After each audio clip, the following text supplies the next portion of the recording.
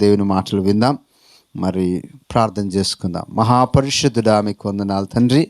నీ వాక్యము బలము గలది, అధికారం గలది, రెండంచుల ఖడ్గము కంచెను వాడిగలదై నీ దాసుడి నోట్ల నుంచి బయలు వెళుతూ ఉండగా వింటూ ఉన్న సంఘాన్ని, బోధిస్తున్న మీ దాసుని మీ సిలువ చాటున మరుగుపరుచుకొని సంఘములలో సంచరించు పరిశుద్ధాత్మ దైవమా, నీ యొక్క అలౌకికమైన నియంత్రణలో మమ్ములందరిని ఉంచుమని నీ మాట్లాడుచుండగా తండ్రి, నా నోటికి నాయన మీరు తోడుగా ఉండి సంఘంలో ఉన్న బిడ్డలందరినీ, ఈ కుటుంబానికి కావలసిన మాటలు, మరి విశేషముగా ప్రతి హృదయానికి కావలసిన మాటలు మీరు అందించి మీరు మహిమ పొందుమని, ఇక్కడున్న ప్రతి ఒక్కరితో మీరు మాట్లాడమని, ప్రతి ఒక్కరిని మీరు దర్శించుమని, ఈ కుటుంబాన్ని మెండుగా ఆశీర్వదించుమని, ఈ సంఘాన్ని ఇంకా బలపరచుమని యేసు నామములో వేడుకుంటున్నాం తండ్రి, ఆమేన్. 40 రోజులు చక్కగా శ్రమల దినాలుగా, సిల్వ ధ్యాన దినాలుగా ప్రతి సంఘము మరి జరుపుకుంటూ ఉంది. అయ్యగారు ఒక మంచి మాట చెప్పాడు. ఇది ఆచారాత్మకమైన ఆరాధన కాకుండా ఆత్మ సంబంధమైన ఆధ్యాత్మికమైన ఎదుగుదల కోసం మాత్రమే మనము చేసుకుంటున్నాము అనే మాటను జ్ఞాపకం చేశాడు. ఈ సమయంలో ప్రభు యొక్క సిలువను మనమందరము ప్రతిరోజు తలపోసుకొని జ్ఞాపకం చేసుకొని దేవుని ఎదుట మనము మరి భక్తితోనూ, భయముతోనూ, కృతజ్ఞత భావముతోనూ మన విశ్వాస యాత్రలో ముందుకు సాగాలని ఈ సిలువ ధ్యాన శ్రమలను జ్ఞాపకం చేసుకుంటూ ప్రతి ఇంటిలో మరి ఈ యొక్క గృహ కూడికలు ఏర్పాటు చేయడం చాలా అద్భుతమైన కార్యక్రమంని జ్ఞాపకం చేస్తూ, ఈ సమయంలో కుటుంబం అంటే దేవునికి చాలా ఇష్టం. ఎంత ఇష్టం అంటే దేవునికి ఫ్యామిలీ అంటే చాలా ఇష్టం. సర్వ సృష్టిని ఆయన నోటి మాటతో కలగజేసిన తర్వాత దేవుడు ప్రప్రదంగా కుటుంబాన్ని ఏర్పరచుకొని వారిని ఆశీర్వదించాడు, వారిని దీవించాడు. ఆదామవ్వలకు ఒక మంచి ఆజ్ఞనిచ్చాడు. ఏమని చెప్పాడు? మీరు ఫలించి అభివృద్ధి పొంది భూమి అంతటిని కూడా నింపండి, దీన్ని స్వాధీనపరచుకోండి, దీన్ని ఆస్వాదించండి, ఆనందించండి, తద్వారా మీరు దేవుని మహిమపరచండి అని దేవుడు చక్కగా వారిని ఆశీర్వదించాడు. అంటే దేవునికి కుటుంబం అంటే చాలా ఇష్టం. కుటుంబము కరెక్ట్ ఉంటేనే సంఘము కరెక్ట్ ఉంటుంది, సంఘము కరెక్ట్ ఉంటేనే సమాజం బాగుంటుంది. అంటే దేశము కానీ బాగుపడాలంటే మరి ప్రత్యేకంగా కుటుంబము చాలా ప్రాముఖ్యమైనది. కుటుంబము క్షేమంగా ఉంటే, కుటుంబం కనుక బాగుంటే మరి ప్రత్యేకంగా దేశం వరకు కూడా మరి చక్కగా మనము ఉండగలుగుతాం. ఈ సమయంలో దేవునికి కుటుంబము చాలా ఇష్టం. ఈరోజు ఒక భక్తుని యొక్క ఇల్లును చూడాలని ఆశపడుతున్నాను. మీ అందరికీ, మనందరికీ చాలా వెల్ నోన్ ఫ్యామిలీ ఒకటి ఉంది, బైబిల్లో చాలా సుపరిచితం. అయ్యగారు కూడా అనర్గళికంగా ఎన్నో ప్రసంగాలు చేసి ఉండవచ్చు. అయినప్పటికీ కూడా పరిశుద్ధాత్మదేవుడు కొన్ని గుర్తు చేయడానికి జ్ఞాపకం చేస్తున్నాడు. యోబు గ్రంథము 1వ అధ్యాయం 1వ వచనంలో కనుక చూస్తే, ఈ గ్రంథం అంతట్లో కూడా మనకు ఒక కుటుంబం కనిపిస్తూ ఉంది. ఆ కుటుంబము ఎవరనగా ప్రధానంగా యోబు. యోబు గురించి తెలియని క్రైస్తవులు ఎవరు కూడా లేదు. చిన్న బిడ్డలు సైతం కూడా సండే స్కూల్లో టీచర్ చెప్తారు. యోబు అనగా అర్థము వన్ హూ ప్రాసిక్యూటెడ్, మరి దుఃఖపడువాడని, హింసింపబడువాడని అర్థం. ఇంకంత మాత్రమే కాకుండా ఈ పేరుకు అర్థం ఏంటిదనగా దుఃఖపడువాడని, ఇంకొక అర్థాన్ని కూడా తిరిగి వచ్చువాడని. ఇలాంటి 2 అర్థాలు కలిగిన వ్యక్తి యోబు. యోబు అనేవాడు యూజు దేశములో ఉన్నవాడు. ఈ కుటుంబము మరి ప్రత్యేకంగా మనము అందరికీ తెలుసు. యోబు గురించి చెప్పినప్పుడు అందరూ కూడా చెప్తారు, ఆయన శ్రమపడిన వాడని, మరలా దీవించబడిన వాడని, శ్రమలను తట్టుకున్నవాడని, తాలుకున్నవాడని, దేవుడు తనను 2 అంతలుగా ఆశీర్వదించిన వాడని అందరం చెప్పగలుగుతాం. ఈ కుటుంబం గురించి ఒక 4 విషయాలు జ్ఞాపకం చేస్తాను. ఈ 4 విషయాల్లో మొట్టమొదటిగా ఈయన గురించి కనుక మనం జ్ఞాపకం చేసుకోవాలంటే, యోబు దేవునిని ప్రేమించేవాడై ఉన్నాడు. Is a lover of God. దేవుణ్ణి బహుగా ప్రేమించువాడు. ఎంతగా ప్రేమించాడంటే చాలా ఎక్కువగా ప్రేమించాడు. దేవుని ప్రేమించిన వాడు, ఈయనను దేవుడు ఎంతగా దీవించాడంటే 7 కుమారులు 3 కుమార్తెల చేత దీవించాడు. ఈయనకు 3000 వంటలున్నాయి, 500 కాడి ఎడ్లు ఉన్నాయి.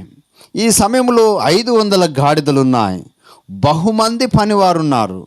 తర్వాత తూర్పు దేశములో బహుగనుడై ఉన్నాడు, 7000 గొర్రెలున్నాయి. ఇంతగా దీవించబడ్డాడు.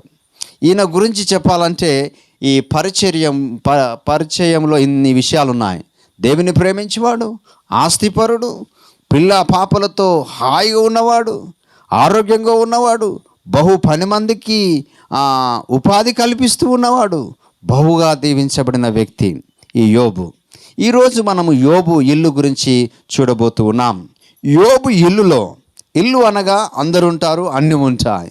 ఈ సమయంలో ఇల్లు అనేది చాలా ప్రాముఖ్యం. ఇంటిలో భార్యాభర్తలు, పిల్ల పాపలు ఉంటారు. ఈ సమయంలో మరి యోబు యొక్క ఇల్లు గురించి మాట్లాడినప్పుడు మొదటి సత్యం, యోబు ఇల్లు ఆనందమైన ఇల్లు, ఆనందమైన ధనవంతమైన ఇల్లు. ఇది చాలా రిచెస్ట్ ఫ్యామిలీ. ఎంత రిచ్ ఫ్యామిలీ అంటే బహుగా దేవుడు దీవించిన ఇల్లు. ఈ ఇల్లు ధనవంతమైన ఆనందవంతమైన ఇల్లు. ధనం ఉంటే ఉట్టి ఆనందం ఉంటుంది అనుకుంటారు. ధనం ఎప్పుడు ఆనందం ఇవ్వదు, కొన్ని అవసరతలు మాత్రమే తీర్చగలుగుతుంది. కానీ యోబు ధనవంతుడై ఉండి ఆనందంగా ఉన్నాడు. ఎంత ఆనందంగా ఉన్నాడంటే ఆయన ఆనందాన్ని మనం ఒకసారి చూద్దాం. అతడు బహుధనవంతుడై ఉన్నాడు, 10 మంది సంతానం కలిగి ఉన్నాడు, పశు సంపద ఉంది, పాడి పశువులన్నీ హాయిగా ఉన్నాయి, తన కొట్లలో ధాన్యం ఉంది, ధనరాశుల చేత ఆశీర్వదించబడ్డాడు. ఆయనకు ఇంటి పనివారందరూ కూడా ఆయనను భాగ్యవంతుడన్నాడు. చాలామందికి మరి ప్రత్యేకంగా ఆయన ఎంతో సహాయం చేసిన వాడు ఆయన, కనుక ఆయనను భాగ్యవంతుడని చెప్పుకున్నారు ఆ దినాలలో. మరి ప్రత్యేకంగా ఎంత డబ్బు ఉన్నప్పటికీ కూడా యథార్థత తప్పని వాడై ఉన్నాడు. అందుకోసమే దేవుని వాక్యం సెలవిస్తుంది, ధనవంతులకు దేవుడు వ్యతిరేకి కాదు. దేవుడు అంటాడు సామెతల గ్రంథంలో, నీతిమంతుడు తన పిల్లలను ఆస్తికరులుగా చేయును. చాలామంది ధనవంతులు ఉంటే, ధనం ఉంటే మనం కొన్నిసార్లు ఏమనుకుంటామంటే అయిష్టపడేమో దేవుడు అనుకుంటాం. దేవుడు ధనవంతుని మరి ప్రత్యేకంగా ఇష్టపడతాడు, కానీ అది యథార్థంగా ఉన్నవారిని దేవుడు ఇష్టపడతాడు. ధనము సంపాదించడం గొప్ప విషయం కాదు, ధనాన్ని పొందుకోవడం గొప్ప విషయం కాదు. దేవుని యందు భయభక్తులు కలిగి ధనవంతుడయ్యుండుట దేవునికి చాలా ఇష్టం. ఈ సమయంలో ఈ యోబు ఎంత స్పష్టంగా, ఎంత హాయిగా ఉన్నాడో, ఎంత ఆనందంగా ఉన్నాడో తన ఇల్లు గురించి చెప్పబడింది. యోబు గ్రంథం 29వ అధ్యాయం 5వ వచనం. యోబు ఎంత ఆనందంగా ఉన్నాడంటే, నా చుట్టూ నా పిల్లలు, ఒక మాట చదువుతారా, బ్యూటిఫుల్ వర్డ్ ఉంది అక్కడ, సర్వశక్తుడు ఇంకను నాకు తోడైండును, నా పిల్లలు నా చుట్టూ ఉన్నారు, అడుగు నేతిలో పడింది. ఎంత చెప్తున్నాడు, బండ నుంచి నీళ్ళు ఏమంటుందని నా నిమిత్తము ఏమంటారు నూనె వచ్చింది అంటున్నాడు. ఆ నూనె ప్రవాహం వల్ల వచ్చింది అంటాడు. నా చుట్టూ నా పిల్లలు ఉన్నారు అంటున్నాడు. నేను పెట్టిన అడుగు నేతిలో పడింది అంటాడు. అంటే ఎంత ఆనందంగా ఉన్నాడంటే తన వైభవాన్ని, తన జీవితాన్ని జ్ఞాపకం చేసుకుంటున్నాడు. ఇంకా అంత మాత్రమే కాదు, యోబు గ్రంథం 29వ అధ్యాయం 12వ వచనం నుంచి 16వ వచనం వరకు చూస్తే, తండ్రి లేని వారికి సహాయం చేశాడు, విధవరాళ్లకు మరి ఆదరించాడు. మరి ప్రత్యేకంగా చాలామంది ఈ యొక్క కొట్లాటలు పంచాదులైనప్పుడు న్యాయం తీర్చాడు. ఎంతో యథార్థత కలిగి బహుమందికి సహాయం చేసిన వాడుగా ఉన్నాడు. ఆయన అంటాడు మరి ప్రత్యేకంగా, దేవుడు నన్ను, నా పిల్లలను సింపుల్గా చెప్పాలంటే దీవించాడు అని రాస్తూ ఉన్నాడు. ఇంకేమంటాడు తెలుసా ఆయన, నేను గుడ్డివారికి కన్నునయ్యుంటిని. అబ్బా, ఎంత మంచి మాట అంటాడు. నేను కుంటివారికి పాదమునైతిని. ఆయన ఒక్కటి దీవించబడడం కాదు, ఆయన నలుగురికి దీవెనకరంగా ఉన్నాడు కనుక ఆయన ఇల్లు సంతోషంగా ఉంది. ఆయన ఇల్లు ఆనందమైన ఇల్లుగా ఉంది. ఆయన ఇల్లు ఎంతో సంతోషంగా కాలము గడుపుతూ ఉంది. ఇంకేమంటాడు తెలుసా? 29వ అధ్యాయం 24, 25 వచనం కనుక చూస్తే, ఆశారహితుల వారికి నేను దయగా ఉంచిని. మరి ప్రత్యేకంగా ఏమంటాడు? చదువుతారా మాట? చూచి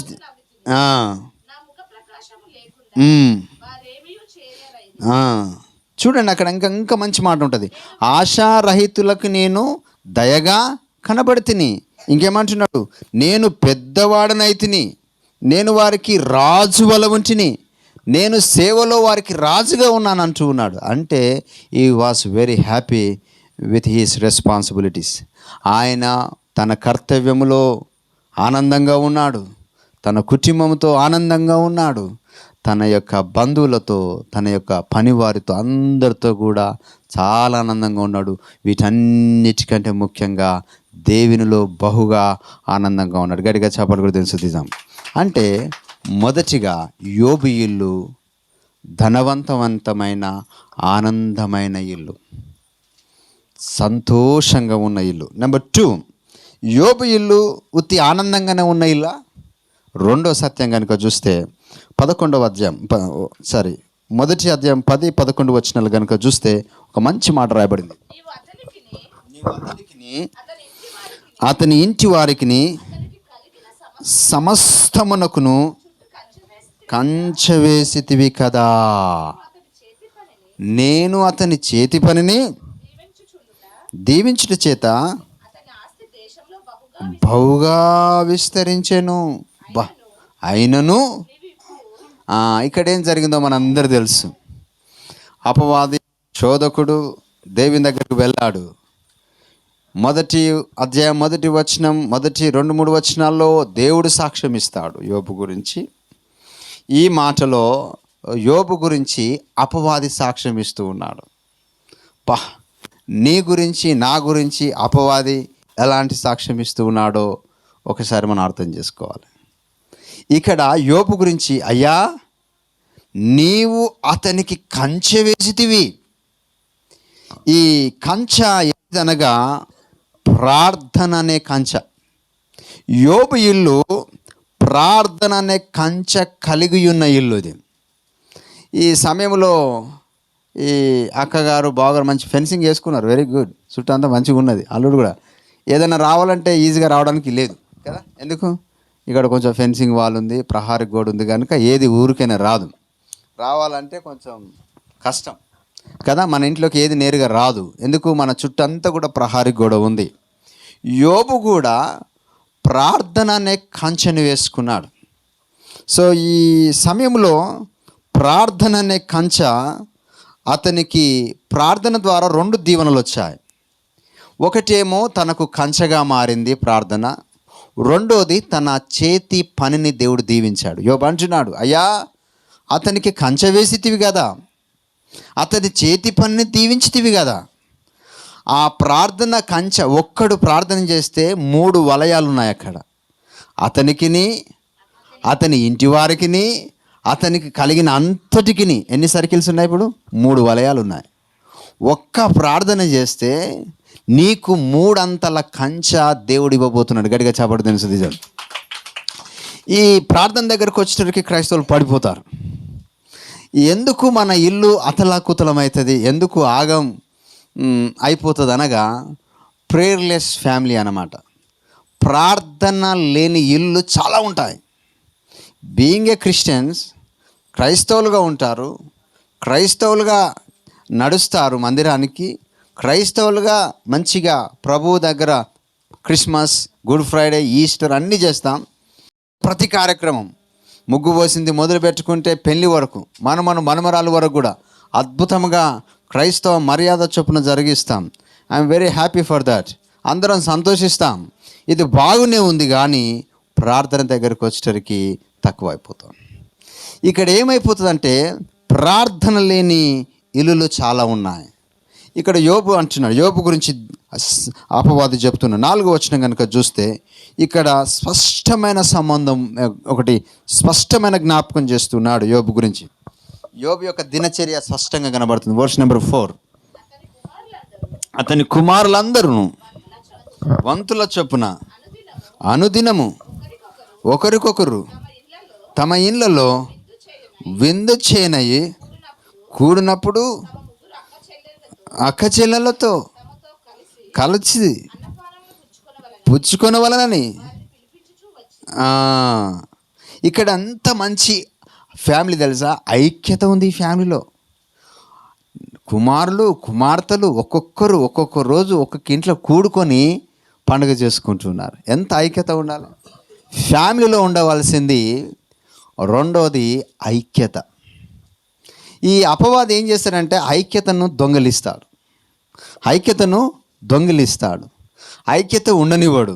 అత్త కోడళ్ళ మధ్య, భార్యాభర్తల మధ్య, అక్కా చెల్లెల మధ్య, ఈ అన్నదమ్ముల మధ్య చిన్న చిన్న మనస్పర్ధలు, పెద్దగా ఏం కాదు. ఇవేమో తెంపుకునే బంధం కాదు, మాట్లాడుకుంటూ పోయే పంచాదులు ఇవన్నీ. కానీ సమాధానాన్ని కోల్పోజేస్తాయి. ఈగో ఫీలింగ్స్, అసూయ, నేను గ్రేటు, నన్ను అంటదా, ఇదే చిన్న చిన్న కారణాలే. ఒక్కసారి మనము గనక యేసుక్రీస్తు యొక్క మనసు కలిగి ఉంటే మనం అందరినీ క్షమించగలుగుతాం. వీళ్ళు చూడండి ఎంత చక్కగా అందరు కలిసి అన్నపానములు పుచ్చుకోవడానికి ఐక్యత ఉంది ఇక్కడ. Unity in his family. ఆయన కుటుంబంలో ఐక్యత ఉంది. వారు ఎక్కడ తప్పిపోతారా అని ఆ పండుగ చేసిన తర్వాత, ఆ పండుగ కూడా ప్రభు కోసమే, మంచిగా ఆరాధన చేసుకొని పాటలు పాడుకొని దేవుని స్తుతించి చక్కగా చేసిన తర్వాత ఏమైనా మాటల్లో కానీ చూపుల్లో కానీ నా కుమారులు నా కుమార్తెలు దోషం చేశారేమని చెప్పేసి వారు లేవడానికంటే ముందే వర్స్ నెంబర్ 5 వారి విందు దినములు సమాప్తమైన తర్వాత తన కుమారులు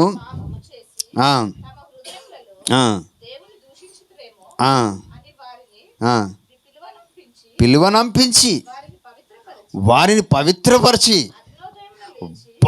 అరుణోదయంలో లేచి వారిలో ఒక్కొక్కరి నిమిత్తమై దహన బలి నర్పించుచు వచ్చాను. అబ్బా, అరే తండ్రి పిలిస్తే కుమారులు ఒబే అయిపోయినారు. అక్కడ అందరిని అరుణోదయంలో పిలిచిందంట.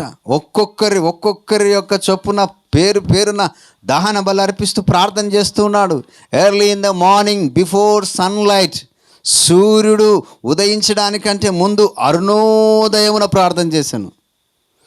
ఈరోజు అరుణోదయమున ప్రార్థన చేయడానికి గ్రూప్లో 8 మంది కనబడతారు, 9 మంది కనబడుతున్నారు.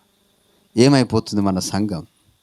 యోబు తండ్రి పిలిస్తే కుమారులు కుమార్తెలు అందరూ వచ్చారంట పొద్దున్నే.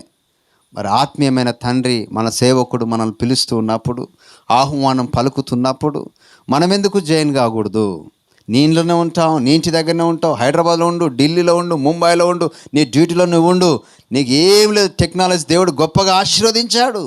Why can't use our technology? ఎందుకు మనము మన టెక్నాలజీని ప్రభు సన్నిధిలో మనము దీవించబడడానికి వినియోగించుకోకూడదు? పూర్వదినాలు అయితే ప్రాంతకాల ప్రార్థనలు జరిగాయి. మిషనరీలు గంట కొడితే చాలు బైబిల్ పట్టుకొని 5 గంటలకు చర్చికి పోవాలి. అలాంటి ప్రార్థనలు చేశారు కనుకనే, ఆ పితరులు అలా ప్రార్థన చేశారు కనుకనే మనం ఈరోజు బైబిల్ పట్టుకొని హాయిగా ఇళ్ళల్లో సంతోషంగా ఉంటున్నాం. మనకు దేవుడు ఇచ్చిన టెక్నాలజీ బట్టి నీ ఇంట్లోనే ఉండు, నీ పిల్లలతోనే ఉండు, నీ ఇంట్లోనే ఉండి ప్రభు సన్నిధిలో ప్రార్థననే కంచేసుకోవడానికి కూడా బద్ధకం అయిపోతుంది. మా చర్చిలో 100 ఫ్యామిలీస్ ఉంటాయి. నేను కూడా అన్నగారి యొక్క స్ఫూర్తితోని, ఇంకో కొంతమంది సేవకుల స్ఫూర్తితోని నేను కూడా ఉదయకాల ప్రార్థన స్టార్ట్ చేశాను. నా దగ్గర 20 మంది జాయిన్ అవుతారు. 100 కుటుంబాలు 20 మంది జాయిన్ అవ్వడం నాకెంతో బాధగా వేస్తుంది. యోబు అయితే అందరిని పిలవగానే వాడు ఎంత టైర్డ్ అయిపోయినా సరే రాత్రి లేచి మళ్ళీ తెల్లారంగానే ప్రార్థనకు వచ్చిరట. అట్లా వాళ్ళ కుటుంబము బహుగా దీవించబడింది. గట్టిగా చప్పుడు దించుతిజా. నేను ఒకరోజు జెర్మియా సార్తో వాళ్ళ సార్ ఇంటికి అక్కడ రూరల్ మినిస్ట్రీ కోసం అని ప్రార్థన కోసం అయ్యగారు తీసుకెళ్ళిండు. సండే రోజు ఫుల్ టైర్డ్ అయిపోయినా, నాకు డ్రైవింగ్ చేయడం కూడా సాధన అయితే లేదు. ఎంత ఓపికనో. నేను రఘునాథ్ పెళ్ళికి వచ్చేంత వరకు నాకు ఆల్మోస్ట్ అలాగా నిద్ర వచ్చేస్తుంది. తమ్ముడు ఛాయ్ తాగుదాం నా టోల్ గేట్ దగ్గర అనుకున్నా. ఇంత టైర్డ్ అయిపోయినా, మాట చాలా లేట్ అయిపోయింది. 11-12 అయింది ఆల్మోస్ట్ వచ్చేటరికి. తమ్ముడు గుడ్ మార్నింగ్ గుడ్ నైట్ చెప్పుకున్నాం, ఇంటికాడ డ్రాప్ చేసి వెళ్ళిపోయాడు. నేను మార్నింగ్ లేవడానికి కూడా నేను నా ప్రార్థన చేసిన మళ్ళీ నా చర్చి వాళ్ళతో జస్ట్ పడుకున్నా అంతే. 4 to 5 నాది ఉంటుంది 5 to 6 వరకు అన్నతో జాయిన్ అవుతా. 6 to 5:30 to 6:30 ఇంకో ఫెలోషిప్ వాళ్ళు ఉంటారు, మా ఫెలోషిప్. 3 గ్రూపులలో యాడ్ కావాలంటే నాకు కూడా చాలా కష్టం అనుకున్నా. ఈరోజు అన్న ఎట్లయినా ప్రార్థన స్కిప్ అవుతాడేమో అనుకున్నా. తెల్లారి చూసే వరకు 8 మంది ఉన్నారు అలా. నేను చాలా షేమ్గా ఫీల్ అయినా. అబ్బా కదా, ఎంత ఆశ, ప్రార్థన చేయాలన్న ఆశ సంఘానికి ఉండాలి. సంఘస్థులు అందరూ ప్రార్థన చేసి సంఘ కాపని ఇట్లా పట్టుకోవాలి. గట్టిగా చప్పట్లు తిని స్తుతిద్దాం. ఎట్లా పట్టుకోవాలంట? ఈ మైక్ ఇట్లా ఉంది.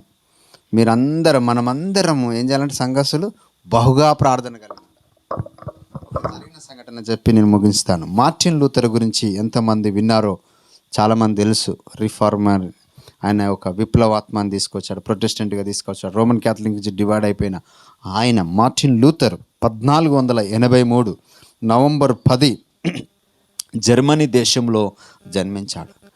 ఆయన యొక్క తల్లిదండ్రులు బొగ్గు గనులలో, లోపల లోతుంటారు కదా, మైనింగ్ అంటారు కదా, బొగ్గు గనులలో పనిచేశారు. వాళ్ళు మహా హార్డ్ వర్క్ చేసేదంట. భయంకరమైన బరువులు, తట్టలు, బొగ్గు మోసి బొగ్గుల గనులు కొట్టి భూమి లోపలికి పోయి మోసుకొని వచ్చేటోళ్ళు. కానీ ఏ రోజు కూడా అలసిపోయినామని అనుకోకుండా పొద్దున్న లేవగానే తన పిల్లల మీద చేతి పెట్టి ప్రార్థన చేసేదంట. గట్టిగా చెప్పడం స్థితిదాన్ని. అందుకోసమే మార్టిన్ లూథర్ అంతగా దీవించబడ్డాడు. మార్టిన్ లూథర్ ప్రపంచానికే ఒక మార్గదర్శకం అయిపోయాడు. ఎవరు బొగ్గు గనుల్లో కూలి పని చేసిన వారి యొక్క కుమారుడు దేశానికి, క్రైస్తవ లోకానికి ఒక వెలుగుగా. పేరెంట్స్ ప్రేయర్ లేకుండా పిల్లలు బ్లెస్ చేయబడరు. పేరెంట్స్ యొక్క చెయ్యి కంపల్సరీ పిల్లల మీద ఉండాలి. వాళ్ళు నిద్రలో ఉన్నా సరే నువ్వు మాత్రం చేయి పెట్టి ప్రార్థన చేయాలి. నీ పిల్లలు దీవించబడతారు. హల్లెలూయా. అయ్యా వీనికి మంచి హ్యాండ్ రైటింగ్ దయచేయనైనా, ఈయనకు మంచి జ్ఞానం దయచేయనైనా, మంచి తెలివి దయచేయనైనా, ఇతడు నలుగురిలో యాక్టివ్గా ఉండాలి ప్రభువా. ఇలాంటి ప్రార్థన, చిన్న ప్రార్థన నీ చేయి పెట్టి ప్రార్థన చేయాలి. అప్పుడు నీ పిల్లలు దీవించబడతారు, నీ సంతానము దీవించబడుతుంది. సమయము ఎక్కువ అవుతుంది కనుక మనం ముందుకు వెళ్దాం. ఇంకేమంటే తెలుసా, ప్రార్థన అనేది చాలా ప్రాముఖ్యమైనది. ఈ సమయంలో మరి ప్రార్థన అనేది చాలా విశేషమైనది. దేవుడు కూడా ఒక తోటను నాటాడంట. ఆ ద్రాక్ష తోట కోసము ఆయన కంచె కూడా వేశాడంట. కానీ ఆ కంచెల్లో అంత భద్రంగా ఉన్నప్పటికీ కూడా చెట్లు వికసిస్తాయి. కానీ ఆ కీర్తన 80వ అధ్యాయం 12వ వచనంలో చూస్తే ఒక మంచి తోట కనబడుతుంది. ఒక చెట్టు గురించి రాస్తాడు. తోట పాడైపోయింది అంటాడు, ప్రాకారము కూలిపోయింది అంటాడు. నేను ఏమని చెప్తున్నానంటే, మనం ఫలించడం ముఖ్యం కాదు, ఫలాలు ఇవ్వడం, ఎదగడం ముఖ్యం కాదు. మరి అంజూరపు చెట్టు గురించి కూడా దేవుడు ఒకసారి శపించాడు. ఆ చెట్టు బాగా కనబడింది, అది మరి ప్రత్యేకంగా ఆకులు నిగనిగా ఉన్నాయి, పండ్లు దొరుకుతాయేమని వెళ్ళిపోయాడు అక్కడికి. కానీ పండ్లు ఏమి దొరకలేదు. అలాంటి క్రైస్తవులం మనం కొంతమంది ఉంటాం.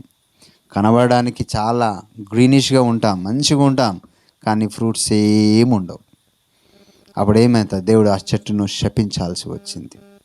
మోసం చేసింది దేవుని కాదు, అక్కడున్న ప్రజలను మోసం చేసింది. అందరు అబ్బా ఇంత బాగుందిరా అని తోవపండి పోయడం అందరు పోతుర్రు. చూసేవరకి నిరాశ. అట్లా ఎంతమందిని మోసం చేసిందో ఆ చెట్టు. ఆకలితో ఉన్నవాడు చెట్టు దగ్గర పోగానే ఏమీ లేదు. అరే చూస్తేనేమో మంచిగా పచ్చగా మంచిగా ఉంది, ఫలాలు లేవు. దేవుడు ఏం చేసిందంటే ఆ చెట్టును దాన్ని శపించడం జరిగింది. ప్రార్థన కూడా అంతే. ప్రార్థన అనేది ఆత్మ ఫలాలు ఫలించడానికి, నీ యథార్థవంతమైన జీవితం మరి ముందుకు తీసుకెళ్ళడానికి ప్రార్థన ఒక పునాది లాంటిది. ఈ సమయంలో ప్రార్థన గురించి చెప్పాలంటే చాలా విషయాలు ఉన్నాయి. ప్రపంచ ప్రసంగ చక్రవర్తి అని పేరు పొందిన చార్లెస్ స్పర్జన్ అంటే ఆయన ఇంగ్లాండ్ దేశానికి ఆయన ఎన్నో ప్రసంగాలు చేశాడు. ఆయన ఏమన్నాడు తెలుసా, ప్రార్థన విశ్వాసకి ఆక్సిజన్ లాంటిది అన్నాడు. గట్టిగా చెప్పడం తెలుసు. ఆయన ఇంకో మాట కూడా అన్నాడు, పరలోకపు యొక్క చిత్తాన్ని భూలోకంలో జరిగించడానికి తాళపు చెవి అన్నాడు. మనం ఇంటికి తాళం వేస్తే అక్క ఎన్ని వందల తాళం వేస్తాం మనం అంటే 100 రూపీస్, 200, లాస్ట్ కాస్ట్లీ అంటే ఒక 500. అది ఎంత ఉంటుంది, గింతనే ఉంటుంది. దాని తాళం ఎంత ఉంటుంది, ఫింగర్ అంత ఉంటుంది. ఫింగర్ అంతా కూడా ఇంకా చిన్నగా ఉంటుంది. మన ఇంట్లో ఎల్ఈడి టీవీ ఉంటుంది, ఫ్రిడ్జ్ ఉంటుంది, మా అల్లుంది అయితే ఇంకా మంచి సాఫ్ట్వేర్ మిషన్స్ ఏవో ఉంటాయి కదా, అన్నీ ఉంటాయి. నా ఇంట్లో ఉండేది నా ఇంట్లో ఉంటుంది. వాటన్నిటినీ భద్రపరిచేది ఏంటిది, ఒక తాళం చేయి. తాళం చేయి మిస్ అయింది అనుకో, ఇంట్లో పోతామా, సోఫాలో కూర్చుంటామా, టీవీ చూడగలుగుతామా? మన తాళంలో మిస్ అయిపోయింది అనుకో, చిన్న తాళం ఎంతసేపు డిస్టర్బ్ చేస్తుంది, చాలా డిస్టర్బ్ చేస్తుంది.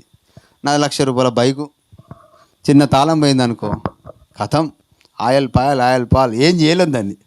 అయ్యగారు కారు ఉంది, తాళం పోయింది, తాళం ఎంత ఏమైతే స్టార్ట్ అవుతుందా?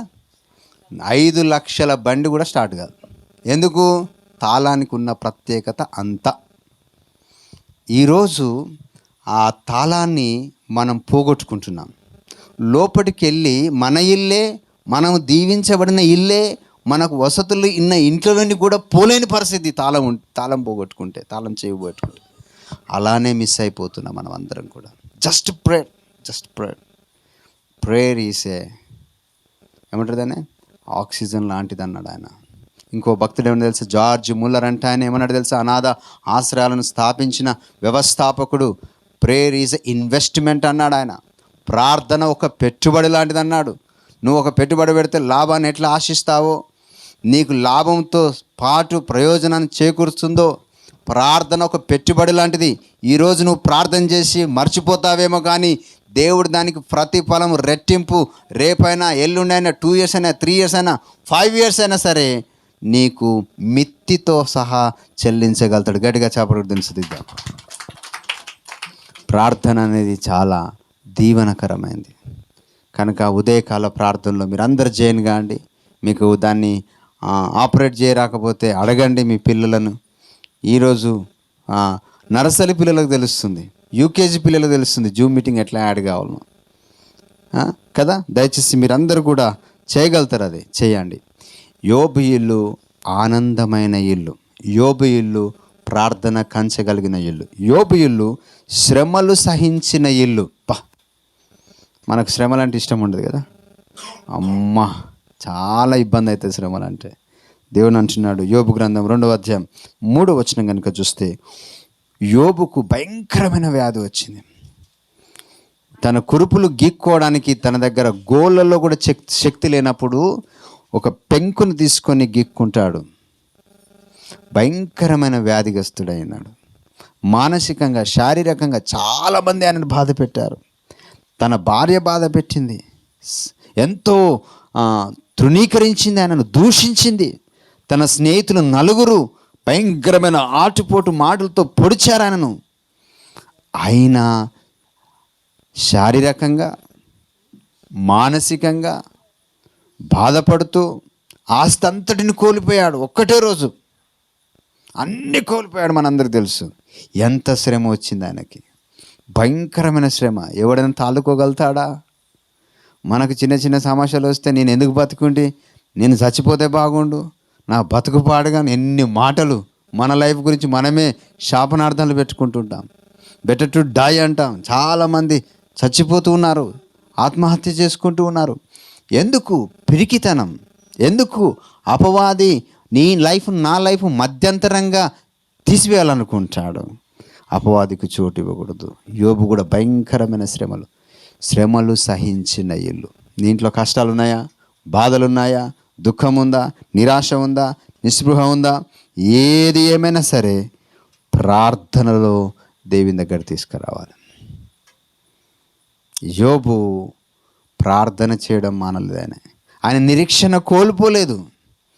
నేనే తప్పు చేయలేదు, దేవుని దగ్గర సరిగ్గా ఉన్నాను, అయినా నాకు శ్రమ వచ్చింది. దేవుడిచ్చినప్పుడు ఆస్వాదించిన దేవుడు దాన్ని తొలగించినప్పుడు కూడా ఈ శ్రమను కూడా ఆస్వాదిస్తానని అదే మనసుతో ఆస్వాదించాడు ఆయన. దేవునికి అది బహుగా నచ్చింది. గట్టిగా చెప్పలు తెలుస్తుంది. మనం ఎప్పుడైనా దేవునికి స్తోత్రం అనాలి.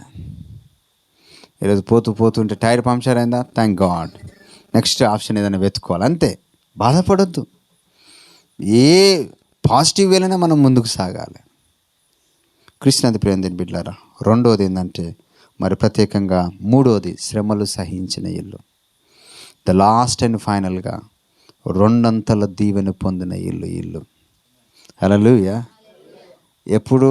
శ్రమలు సహించిన తర్వాత, శ్రమలు ఓర్చుకున్న తర్వాత, శ్రమలను నెగ్గిన తర్వాత. కనుక చాలా విషయాలు జ్ఞాపకం చేస్తూ ఉన్నాను. దేవుడు ఆయనను రెండంతలుగా ఆశీర్వదించాడు. మరి యోబు గ్రంథం 42వ అధ్యాయం చూస్తే రెండంతల ఆశీర్వాదాలు. యెహోవా యోబును మొదట ఆశీర్వదించిన దానికంటేను అధికంగా ఆశీర్వదించాను. అమ్మా, డబల్ అయిపోయినాయి. మొదటి అధ్యాయంలో ఉన్న సంపద కంటే 42వ అధ్యాయంకి వచ్చేటరికి డబల్ అయిపోయినాయి. 2-fold బ్లెస్సింగ్స్ అంట. రెండంతల ఆశీర్వాదం పొందిన ఇల్లు. మన ఇల్లు రెండంతల ఆశీర్వాదం పొందిన ఇల్లుగా ఉండాలి. కొన్ని శ్రమలు వస్తాయి, కొన్ని బాధలు వస్తాయి. ఈ సమయంలో నీకు ప్రమోషన్ వచ్చే ముందు నీకు ఎన్నో టెస్టులు ఉంటాయి. ఒక విద్యార్థి ఫస్ట్ క్లాస్ నుంచి సెకండ్ పాయింట్ పోవాలంటే ఆయనకు ఒక ఎగ్జామ్ రాయాలి. ఆ ఎగ్జామ్ రాస్తేనే ఆయన కష్టం. అది మనకు అనిపిస్తుంది, ఈరోజు నా బిడ్డ పోగానే లంచ్ బాక్స్ పోతే ఉట్టిగానే ఏడుస్తుంది. ఎల్కేజీ కైట్ స్పెల్లింగ్ వస్తలేదంట, మర్చిపోయిందంట. కైట్ స్పెల్లింగ్ రాయడం మర్చిపోయిందంట. She's crying. ఆమెకు అది ఎగ్జామ్, ఆమెకు అది ఒక టెన్షన్, అదొక టెస్టింగ్ పీరియడ్. మరి ఆ ఎల్కేజీ నర్సరీ పాస్ అయితేనే మళ్ళా నెక్స్ట్ ఇయర్ ఎల్కేజీ పోతారు. ఆమెకు శ్రమ లేదా? ఆమెకు బాధ లేదా? ఉన్నది. ఎవరి పీరియడ్ని బట్టి వాళ్ళకి ఎగ్జామ్స్ ఉంటాయి. నీ లైఫ్లో నీకు బాధలు కావచ్చు, ఆర్థిక ఇబ్బందులు, శరీర రోగములు, సాతాను సంబంధమైన పరీక్షలు ఏమైనా రావచ్చు. Just we should have patience.